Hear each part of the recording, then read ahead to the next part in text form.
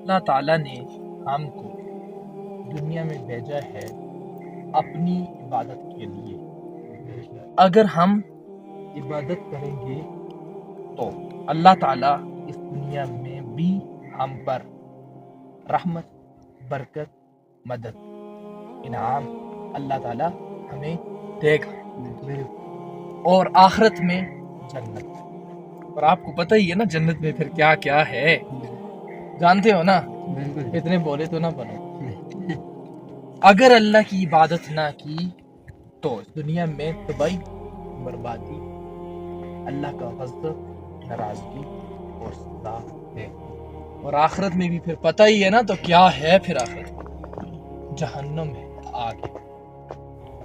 سمجھدار انسان وہی ہے جو اللہ کی عبادت کرے۔ بے وقوف کون ہے؟ جو اللہ کی عبادت نہ کرے۔ اللہ کی عبادت کرو گے تو تب تمہارے اوپر اللہ اپنی رحمت، برکت نازل کرے گا۔ آج سارے انسان رو رہے ہیں، چونک رہے ہیں اور روندڑ پڑے ہوئے ہیں، کہہ رہے ہیں، روتے ہیں، گلے شکوے سناتے ہیں۔ ارے بھائی، تمہاری حالت تب ٹھیک ہوگی جب تم اللہ کی عبادت شروع کرو گے۔